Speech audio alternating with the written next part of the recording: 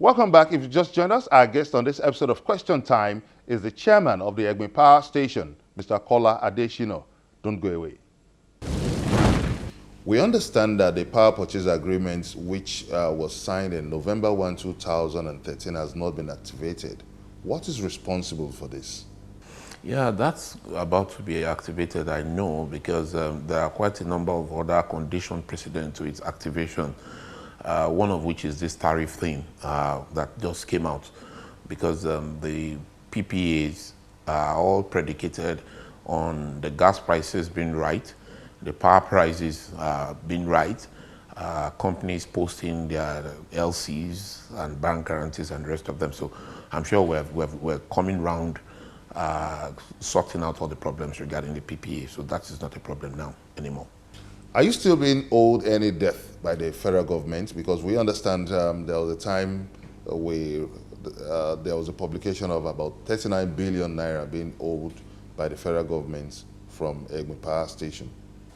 Yes, we're still being owed by the bulk trader, the market operator, about 45 billion naira as we speak. But I know that government has begun paying down, because we recently received about 6.7 billion of what we're being owed, and we equally know that there's ongoing effort to quickly pay off the difference. Did your company access any part of the 213 billion naira soft loans advanced to power firms? It means role there is not a loan. It's not a loan that was to be made available to EGMI. It's actually payment for services rendered. It's payment for electricity we have given the system. This so-called 45 billion I just spoke of, that's a component of it anyway. We're meant to get 21 billion out of the 230 in intervention fund. We got 5.1. We're hoping any moment from now we should get 16 billion balance for what was owed previously up to 2013-14. So we are a part of it, and we are hoping to get paid. So what's the possibility of the October deadline, talking about the federal government's aggressive metering campaign? Is that feasible? No, federal government did not say that by October everybody should be metered. It's absolutely impossible and equally inconceivable for such a program to be expected to happen. It's not going to happen in that rapid fashion. You're talking of about, for Ikeja, for instance, about 341,000 meters. You cannot do that in the next 9 months. It's absolutely impossible.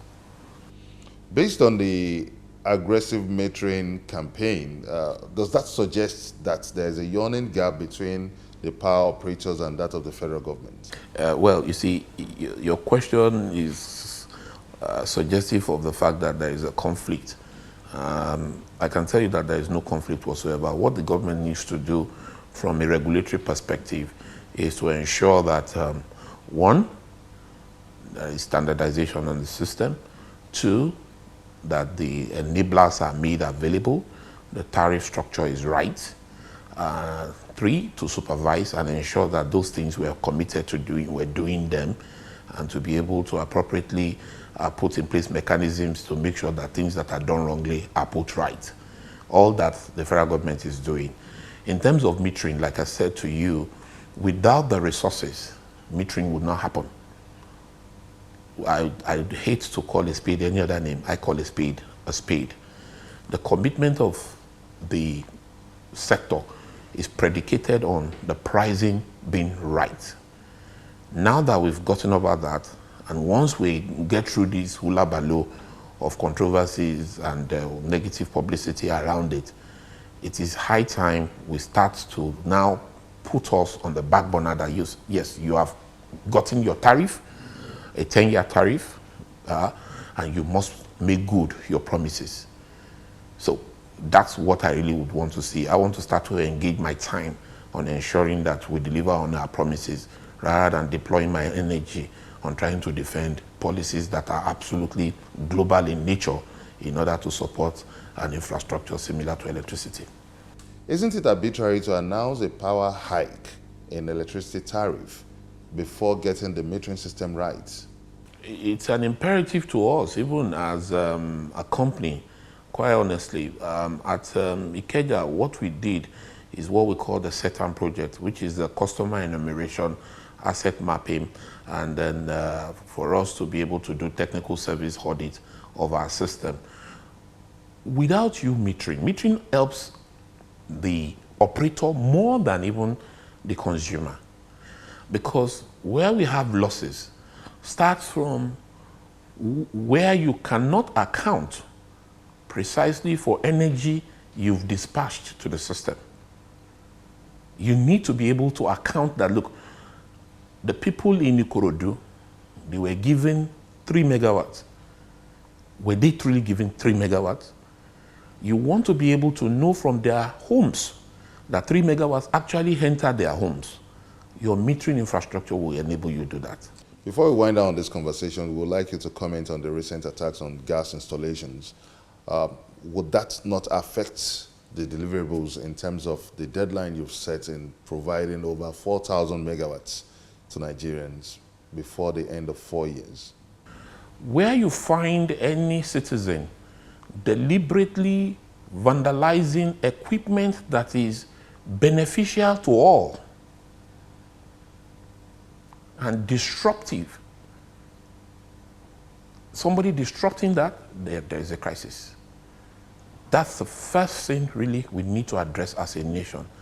The value system of this country must be one that must promote Nigerianness, that there is something that is beneficial to everybody. All of us must protect that thing. Electricity being one of them. Gas infrastructure going forward, some of the things I know those of us in the sector are putting forward are programs that will further protect those infrastructure from vandalism. Mr. Kola Adesina, thank you very much for joining us on this episode of Question Time, and also for making our time to share so much insights into the workings of the power sector in this country. We wish you the very best of luck. Thank you very much indeed. Thank you very much. And that's as much as we can take on this episode of Question Time. You may also send us your comments on our various social media platforms showing on your screen.